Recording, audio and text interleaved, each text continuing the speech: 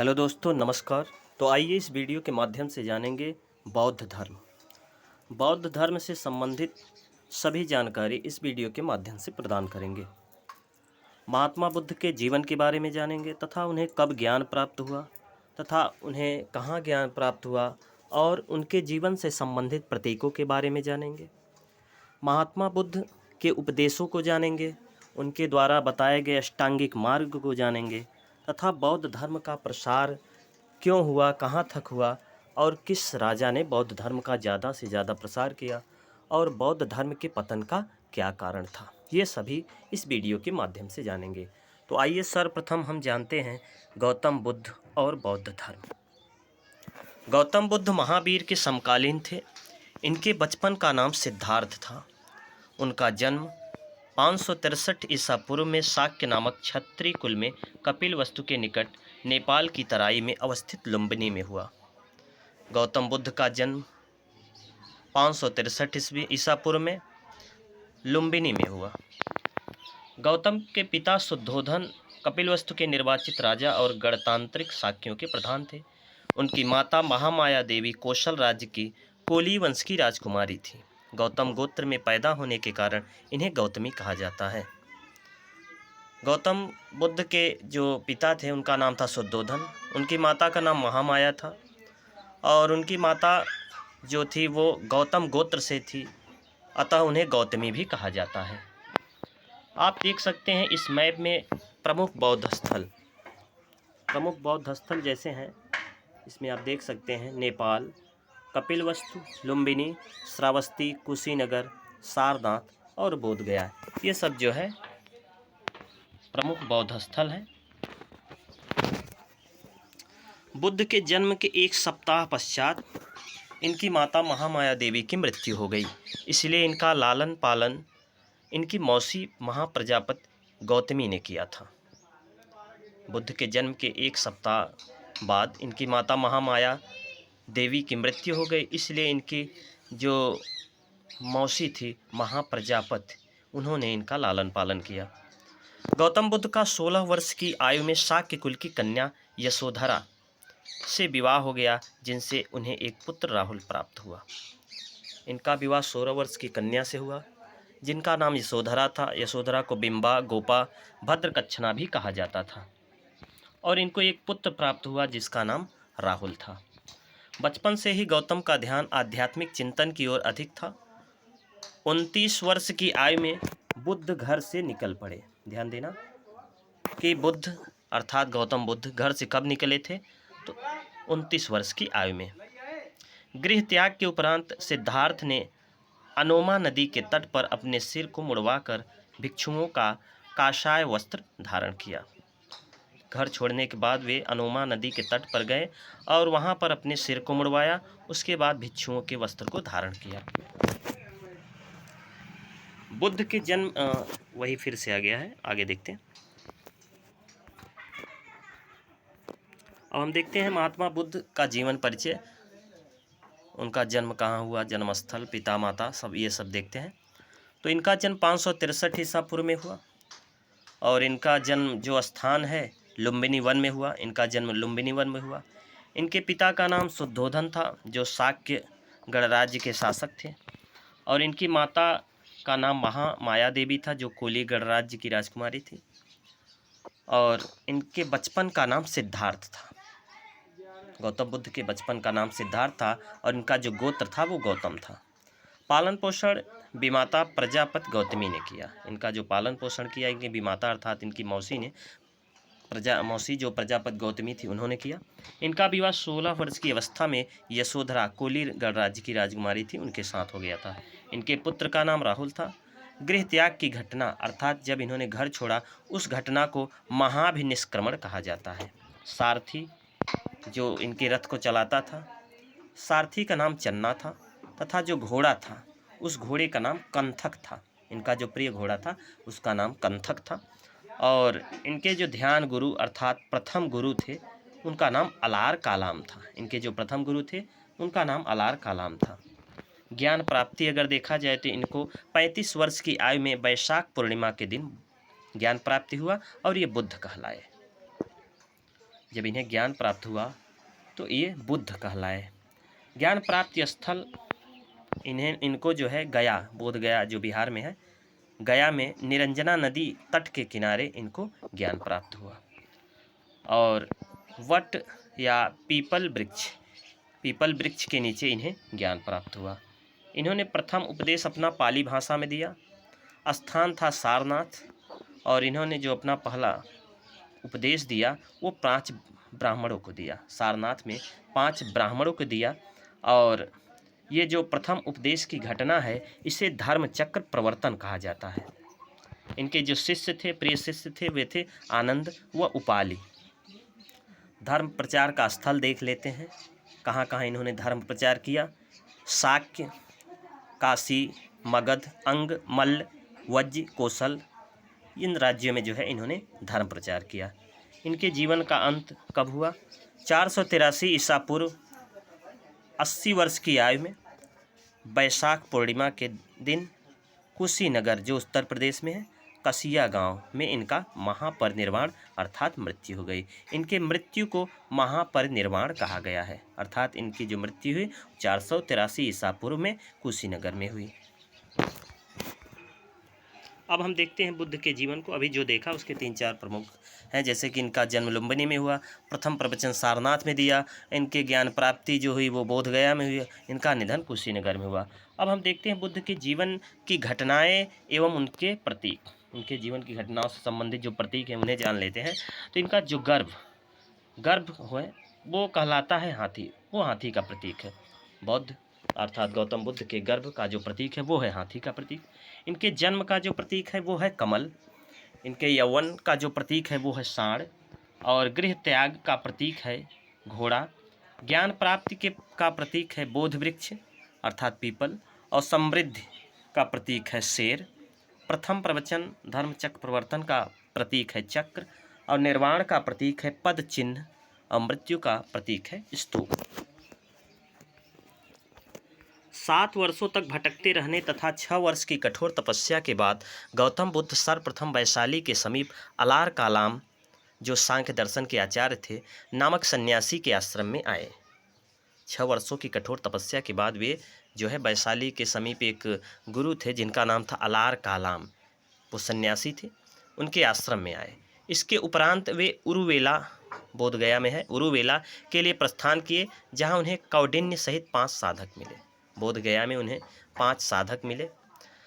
35 वर्ष की उम्र में बोध गया में वैशाख पूर्णिमा की एक रात पीपल के वृक्ष के नीचे पुनपुन नदी, जिन्हें निरंजना नदी भी कहा जाता है, के तट पर सिद्धार्थ को ज्ञान प्राप्त हुआ। ज्ञान प्राप्ति के बाद ये गौतम बुद्ध के नाम से प्रसिद्ध हुए। जब इन्हें ज्ञान प्राप्त हुआ उसके बाद ये गौतम बुद्ध के नाम से प्रसिद्ध हुए। गौतम बुद्ध ने अपने ज्ञान का प्रथम प्रवचन वाराणसी के सारनाथ में दिया था। उरुवेला से बुद्ध सारनाथ आए। यहाँ पर उन्होंने 5 ब्राह्मण सन्यासियों को अपना प्रथम उपदेश दिया, जिसे बौद्ध ग्रंथों में धर्म चक्र प्रवर्तन के नाम से जाना जाता है। महात्मा बुद्ध ने तपस एवं माल्लिक नामक 2 शूद्रों को बौद्ध धर्म का सर्वप्रथम अनुयायी बनाया। महात्मा बुद्ध ने तपस एवं मल्लिक नामक 2 शूद्रों को बौद्ध धर्म का सर्वप्रथम अनुयायी बनाया। बुद्ध ने अपने जीवन के सर्वाधिक उपदेश कौशल देश की राजधानी श्रावस्ती में दिए। बुद्ध ने अपने जीवन में सर्वाधिक उपदेश श्रावस्ती में दिया। उन्होंने मगध को अपने धर्म का प्रचार केंद्र बनाया। मगध को अपने धर्म का इन्होंने प्रचार केंद्र बनाया था।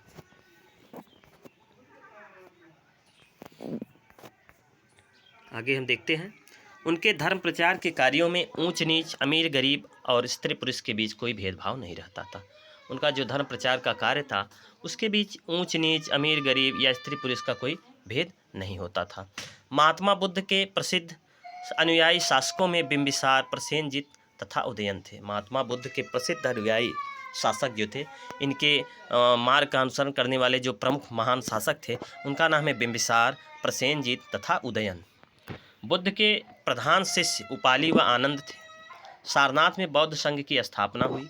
महात्मा बुद्ध ने अपने जीवन के अंतिम पड़ाव में हिरण्यवती नदी के तट पर स्थित कुशीनगर पहुँचे। अंतिम समय में ये हिरण्यवती नदी के तट पर कुशीनगर पहुँचे, जहाँ 483 ईसा पूर्व में 80 वर्ष की अवस्था में इनकी मृत्यु हो गई। इस घटना को बौद्ध परंपरा में महापरिनिर्वाण के नाम से जाना जाता है। मृत्यु के पहले इन्होंने कुशीनगर के परिव्राजक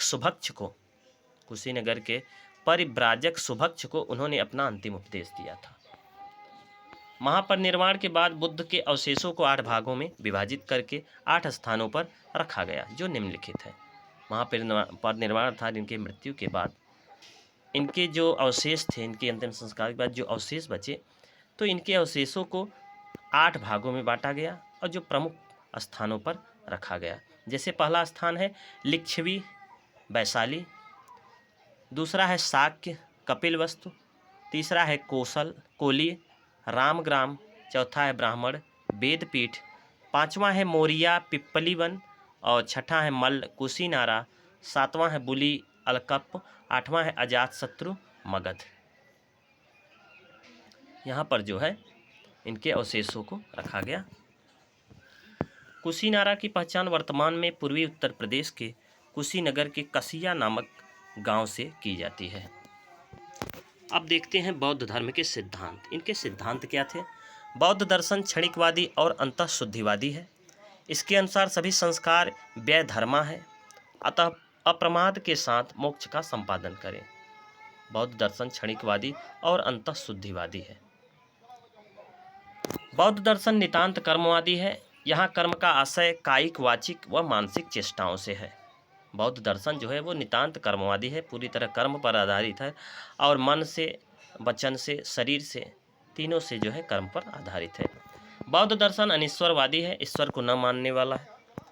बौद्ध धर्म का पुनर्जन्म में विश्वास है। बौद्ध धर्म का पुनर्जन्म में विश्वास है, अर्थात मनुष्य मरने के बाद पुनः जन्म लेता है इस पृथ्वी पर।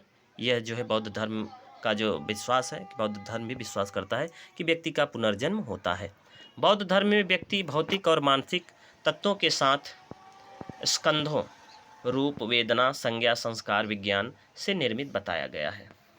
महात्मा बुद्ध के अनुसार संसार दुखमय है और लोग केवल काम, अपनी इच्छा के कारण दुख पाते हैं। महात्मा बुद्ध ने कहा ये जो संसार है ये दुखमय है, लोग केवल तभी दुख पाते हैं, केवल काम अर्थात लोभ, लालच, इच्छा के कारण ही वे दुख पाते हैं।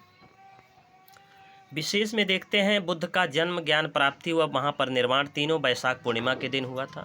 इसीलिए वैशाख पूर्णिमा को बुद्ध पूर्णिमा के रूप से जाना जाता है या बुद्ध पूर्णिमा के रूप में मनाया भी जाता है। अब देखते हैं 4 आर्य सत्य। महात्मा बुद्ध के 4 आर्य सत्य क्या थे ये भी देखते हैं। तो 4 आर्य सत्य ये है। पहला दुख सत्य है कि व्यक्ति के जीवन में दुख आता है। दूसरा है दुख समुदाय, और काफ़ी दुख आते हैं, कई सारे दुख आते हैं। तीसरा है दुख निरोध, अर्थात दुख के निरोध, जो दुख दूर करने के उपाय भी हैं। चौथा है दुख निरोध गामिनी प्रतिपदा, तो जो दुख निरोध के उपाय हैं उनके कई मार्ग हैं। ये 4 जो है आर्य सत्य है, दुख समुदाय, दुख निरोध और दुख निरोधगामी प्रतिपदा। उनकी शिक्षा है कि न अत्यधिक विलासपूर्ण जीवन व्यतीत करना चाहिए और न अत्यधिक संयम। महात्मा बुद्ध ने कहा कि आपका जीवन या व्यक्ति का जीवन न अत्यधिक विलासपूर्ण होना चाहिए और न ही अत्यधिक संयमित। वे मध्यम मार्ग के प्रतिस्थापक थे। बुद्ध ने अपने अनुयायियों के लिए आचार नियम निर्धारित किए थे। गौतम बुद्ध ने दुख की निवृत्ति के लिए अष्टांगिक मार्ग का उपाय बताया है। इन्होंने बताया है दुख दूर करने के 8 मार्गों को। अगर व्यक्ति इन मार्गों का अनुसरण करे तो दुख दूर हो सकता है। तो आइए देखते हैं 3 स्कंध में अष्टांगिक मार्ग। जो अष्टांगिक मार्ग है वो 3 स्कंधों में बटा है। जैसे पहला स्कंध प्रज्ञा स्कंध है, दूसरा है शील स्कंध और तीसरा है समाधि स्कंध। तो पहले स्कंध में 2 अष्टांगिक मार्ग है, सम्यक दृष्टि, सम्यक संकल्प। सम्यक दृष्टि का अर्थ होता है वस्तुओं को उसके वास्तविक स्वरूप में देखना। सम्यक संकल्प का अर्थ है भौतिक सुखों के प्रति आकर्षण का त्याग। जो भौतिक सुख है, आधुनिक सुख है, उनके प्रति आकर्षित नहीं होना, उसका त्याग करना। दूसरे स्कंध में है सम्यक वाक, सम्यक कर्मांत, सम्यक आजीव। तो सम्यक वाक का अर्थ है सदा सच बोलने वाला। सम्यक कर्मांत का अर्थ है सदा सत्य कर्म करने वाला। और सम्यक आजीव का अर्थ है सदाचार पूर्वक आजीविका अर्जित करना। तीसरे स्कंद समाधि स्कंद में है सम्यक व्यायाम, सम्यक स्मृति, सम्यक समाधि, नैतिक, मानसिक व आध्यात्मिक उन्नति के लिए सतत प्रयत्न करना, ये सम्यक व्यायाम है। सम्यक स्मृति है मिथ्या धारणाओं का परित्याग व वास्तविक धारणाओं का स्मरण, और सम्यक समाधि है मन की एकाग्रता। तो आपने देखा अष्टांगिक मार्ग, जिसमें 8 जो है उपदेश है, 8 मार्ग बताए गए हैं महात्मा बुद्ध के द्वारा। सम्यक दृष्टि, सम्यक संकल्प, सम्यक वाक, सम्यक कर्मांत, सम्यक आजीव, सम्यक व्यायाम, सम्यक स्मृति, सम्यक समाधि। इनका जो है अनुसरण करके व्यक्ति दुखों को दूर कर सकता है। आगे देखते हैं हम बौद्ध आचार संहिता के मुख्य नियम। तो बौद्ध आचार संहिता की ये निम्नलिखित नियम है। पहला है पराये धन का लोभ नहीं करना। महात्मा बुद्ध ने कहा कि पराये धन, दूसरे के धन का कभी भी लोभ नहीं करना चाहिए। दूसरा, हिंसा नहीं करना, किसी भी जीव जंतु, व्यक्ति, मनुष्य या किसी भी प्राणी की हिंसा, हत्या नहीं करना। तीसरा है नशे का सेवन न करना। महात्मा बुद्ध ने कहा किसी भी नशे का सेवन नहीं करना। चौथा है झूठ नहीं बोलना। उन्होंने कहा कि कभी भी व्यक्ति अपने जीवन में झूठ न बोले। और पांचवा है दुराचार से दूर रहना, सभी भी दुराचार, बुरे कर्मों से दूर रहना। ये जो है आचार संहिता के प्रमुख नियम हैं। अब हम देखते हैं बौद्ध संगीतियाँ। बौद्ध संगीतियाँ कहाँ कहाँ हुई और कितनी बार हुई। तो देखा जाए तो बौद्ध संगीतियाँ 4 बार हुआ। कहाँ कहाँ हुआ तो ये देखते हैं।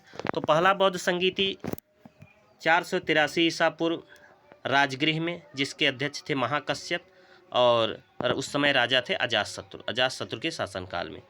और दूसरा बौद्ध संगीति कालाशोक के शासनकाल में 383 ईसा पूर्व में वैशाली में हुआ, जिसके अध्यक्ष थे साबकामेर। तीसरा बौद्ध संगीत अशोक के शासनकाल में हुआ और पाटलिपुत्र में हुआ 250 ईसा पूर्व में, और इसके अध्यक्ष थे मोगलीपुत्र। और चौथा बौद्ध संगीति कनिष्क के शासनकाल में लगभग ईसा की प्रथम शताब्दी में कुंडलवन में हुआ, जो कश्मीर में है, और इसके अध्यक्ष थे तिस्स वसुमित्र।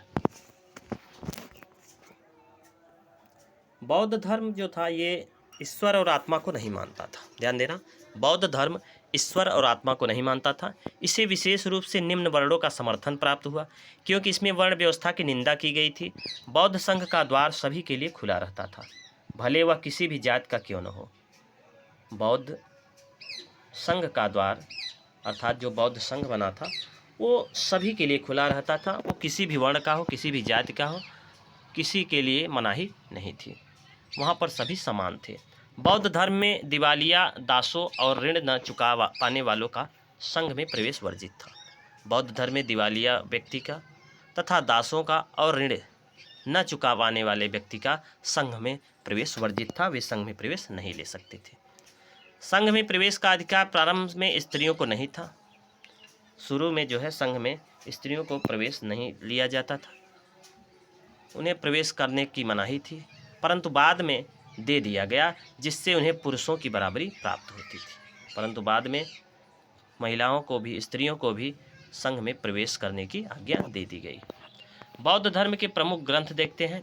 महात्मा बुद्ध की मृत्यु के उपरांत उनकी शिक्षाओं को संकलित कर 3 पिटकों में विभाजित किया गया।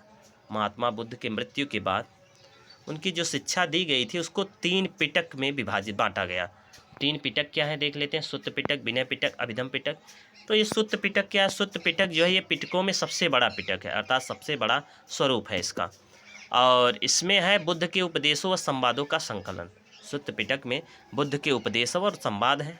विनय पिटक जो है ये लघुतम है, अर्थात सबसे छोटा पिटक विनय पिटक है, और इसमें बौद्ध संघ के आचार विचार व नियम निषेध का संकलन है। विनय पिटक में आचार विचार व नियम निषेध का विवरण है। और तीसरा है अभिधम पिटक, ये पिटकों में माध्यम है, न छोटा है न बड़ा है, और अभिधम पिटक में बुद्ध के आध्यात्मिक व दार्शनिक विचारों का संकलन है। हम देखते हैं बौद्ध धर्म के प्रचार के कारण। आखिर बौद्ध धर्म का इतना प्रचार, इतनी तेजी से प्रचार क्यों हुआ, इसका कारण क्या था? ब्राह्मण धर्म की तुलना में बौद्ध धर्म अधिक उदार और अधिक जनतांत्रिक था। ब्राह्मण धर्म की तुलना में जो बौद्ध धर्म था वो अधिक उदार था और अधिक जनतांत्रिक था, लोगों को अच्छा लगता था। बुद्ध का व्यक्तित्व और धर्मोपदेश देने की उनकी प्रणाली दोनों ही बौद्ध धर्म के प्रचार में सहायक सिद्ध हुए। निंदा और गाली से उन्हें क्रोध नहीं आता था। पहली बात तो ये थी कि महात्मा बुद्ध को निंदा करने से या उन्हें गाली देने से क्रोध नहीं आता था। कठिन स्थितियों में भी वे धीर और शांत रहते थे। जनसाधारण की भाषा पाली को अपनाने से बौद्ध धर्म के प्रचार को बल मिला। उन्होंने जनसाधारण की भाषा में जो है उपदेश देना प्रारंभ किया। उन्होंने जनसाधारण की भाषा पाली में उपदेश देना प्रारंभ किया लोगों को, जो बातें सबको समझ में आती थी। बुद्ध के पंचशील सिद्धांत का वर्णन छंदोग्य उपनिषद में मिलता है। गौतम बुद्ध ने संघ की स्थापना की, जिसमें प्रत्येक व्यक्ति जाति या लिंग भेद के बिना प्रवेश कर सकता था। गौतम बुद्ध ने संघ की स्थापना की, जिसमें प्रत्येक जाति का, प्रत्येक लिंग भेद, स्त्री हो या पुरुष हो, सभी उस संघ में प्रवेश कर सकता था। संघ में प्रवेश पाने के लिए गृहस्थ जीवन का त्याग व कम से कम 15 वर्ष की आयु का होना आवश्यक था। माता पिता की अनुमति के बिना कोई व्यक्ति इसमें प्रवेश नहीं पा सकता था। सबसे बड़ी बात ध्यान दीजिए कि बिना माता पिता की आज्ञा का कोई व्यक्ति संघ में प्रवेश नहीं पा सकता था। अस्वस्थ, शारीरिक विकलांग, ऋणी, सैनिक और दासों का संघ में प्रवेश वर्जित था।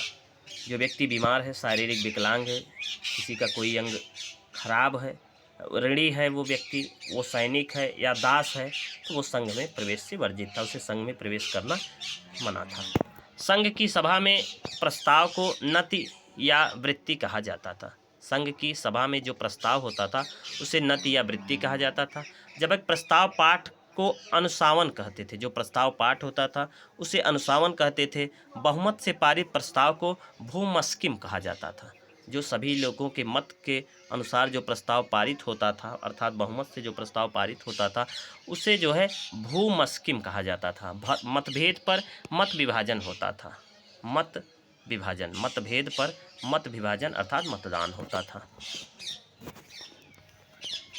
सभा में बैठने की व्यवस्था करने वाला अधिकारी आसन प्रज्ञापक कहलाता था। इसकी बैठक के लिए न्यूनतम उपस्थिति 20 लोगों की थी। जब किसी विशेष अवसर पर सभी भिक्षु भिक्षुणियाँ धर्म वार्ता करते थे तो उन्हें उपोषथ कहते थे। जब किसी विशेष अवसर पर भिक्षु भिक्षुणियाँ धर्म वार्ता करते थे, संवाद करते थे, तो उसे उपोषथ कहते थे। संघ में प्रविष्टि होने को उपसंपदा कहा जाता था। गृहस्थ जीवन का त्याग प्रवज्या कहलाता था। जो व्यक्ति गृहस्थ जीवन का त्याग करता था उसे प्रव्रज्या कहा, वह क्रिया प्रवज्या कहा जाता था। प्रवज्या ग्रहण करने वाले को श्रमणेर कहते थे। जो व्यक्ति प्रवज्या ग्रहण करता था उसे श्रमणेर कहते थे। श्रमणेर किसी आचार्य से शिक्षा प्राप्त कर लेने के बाद उपसंपदा या भिक्षुपदा का अधिकारी बन जाता था। जब वह व्यक्ति किसी आचार्य से शिक्षा प्राप्त कर लेता था तो वह उपसंपदा या भिक्षुपदा का अधिकारी बन जाता था। श्रमणेरों के लिए उसे 20 वर्ष की आयु का होना आवश्यक था। श्रमणेरों के लिए उस व्यक्ति को 20 वर्ष होना आवश्यक है। उसे 10 शिक्षाओं का पालन करना पड़ता था, जिसे शिक्षाप्रद कहा जाता है। बौद्ध धर्म के अनुयायी 2 वर्गों में बटे हुए थे। पहला भिक्षु या भिक्षुणी, दूसरा उपासक उपासिकाएं। गृहस्थ जीवन में रहकर बौद्ध धर्म को मानने वाले लोगों को उपासक कहा जाता था। जो व्यक्ति घर पे रहता था, अपनी गृहस्थी, खेती बाड़ी, परिवार देखता था और बौद्ध धर्म को मानता था, उसे उपासक कहा जाता था। बौद्ध भिक्षु दैनिक प्रथाओं में बुद्धम शरणम गच्छामि व धम्मम शरणम गच्छामि का उच्चारण करते थे। बौद्ध संघ में शामिल होने के बाद इसके सदस्यों को इंद्रिय निग्रह, अपरिग्रह अर्थात धनहीनता और श्रद्धा का संकल्प लेना पड़ता था। अपने इंद्रिय पर नियंत्रण करना है और धन का लोभ अर्थात धन को इकट्ठा नहीं करना है, इसका संकल्प लेना पड़ता था। बौद्ध धर्म के 3 प्रमुख अंग थे, बुद्ध, संघ और धम्म। बुद्ध के निर्माण के 200 साल बाद, ध्यान देना, बुद्ध के निर्माण के 200 साल बाद प्रसिद्ध मौर्य सम्राट अशोक ने बौद्ध धर्म ग्रहण किया। 200 साल, बुद्ध की मृत्यु के पश्चात 200 साल बाद अशोक ने बौद्ध धर्म ग्रहण किया। यह युग प्रवर्तक घटना सिद्ध हुई। यह जो घटना थी ये युग प्रवर्तक थी। अशोक ने अपने धर्मदूतों के द्वारा इस धर्म को मध्य एशिया, पश्चिमी एशिया और श्रीलंका में फैलाया और इसे विश्व धर्म का रूप दिया। अब हम देखते हैं बौद्ध धर्म के पतन का कारण। बौद्ध धर्म का इतना प्रचार प्रसार हुआ, अंतर्राष्ट्रीय स्तर पर अशोक महान ने इसका प्रचार प्रसार करवाया, परंतु बौद्ध धर्म के पतन का कारण क्या था? इसका पतन क्यों हो गया? ईसा की 12वीं सदी तक आते आते बौद्ध धर्म भारत से लुप्त हो गया। इसमें भी ब्राह्मण धर्म की वे सभी बुराइयां आ गई जिनके विरुद्ध इसने आरंभ से लड़ाई छेड़ी थी। बौद्ध धर्म की चुनौती का मुकाबला करने के लिए ब्राह्मणों ने अपने धर्म में सुधार किया। उन्होंने गोधन की रक्षा पर बल दिया तथा स्त्रियों और शूद्रों के लिए भी धर्म का मार्ग प्रशस्त किया। कालांतर में बौद्ध धर्म में विकृतियां आती गई। बाद में उन्होंने जनसामान्य की भाषा पाली को छोड़ दिया और संस्कृत को ग्रहण कर लिया, जो केवल विद्वानों की भाषा थी। शुरू में क्या था, जो बौद्ध धर्म का उपदेश होता था, प्रवचन होता था, वो पाली भाषा में दिया जाता था। लेकिन बाद में उन्होंने भी संस्कृत भाषा को ग्रहण कर लिया, जो विद्वानों की भाषा थी, जिससे आम जनता फिर से परेशान होने लगी। ईसा की पहली सदी से वे बड़ी मात्रा में प्रतिमा पूजन करने लगे और उपासकों से अत्यधिक चढ़ावा लेने लगे। ईसा की पहली सदी से ही वे जो है बड़ी मात्रा में अब जो गौतम बुद्ध की मूर्ति बनाकर उसकी पूजा करने लगे और जो है उपासकों से जो आता था उपासक उससे चढ़ावा भी लेने लगे। बौद्ध विहारों को राजाओं से भी संपत्ति में दान मिलने लगा। इन सभी से बौद्ध भिक्षुओं का जीवन विलासितापूर्ण हो बन गया। अब जो बौद्ध भिक्षु थे इनके जीवन भी विलासी हो गए, ये भी ऐसो आराम से रहने लगे। बिहारों में अपार संपत्ति और स्त्रियों के प्रवेश होने से उनकी स्थिति और भी बिगड़ गई। जो बिहार अर्थात जहाँ रहते थे बौद्ध भिक्षु उसे बिहार कहा जाता, तो वहाँ पर अपार संपत्ति हो गई, वहाँ स्त्री प्रवेश कर गए, जिससे वे और भी विलासी हो गए। बौद्ध भिक्षु नारी को भोग की वस्तु समझने लगे। एक समय बुद्ध ने अपने प्रिय शिष्य आनंद से कहा था, यदि बिहारों में स्त्रियों का प्रवेश न हुआ होता तो यह धर्म 1000 वर्ष चल रहता, लेकिन जब स्त्रियों को प्रवेशाधिकार दे दिया गया है तब यह धर्म केवल 500 वर्ष रहेगा। ये जो है महात्मा बुद्ध ने भविष्यवाणी की थी, आगे चलकर उनकी यह भविष्यवाणी सत्य हुई। तो यह वीडियो आपको कैसा लगा कमेंट देकर आप सब इस वीडियो की रिप्लाई दें।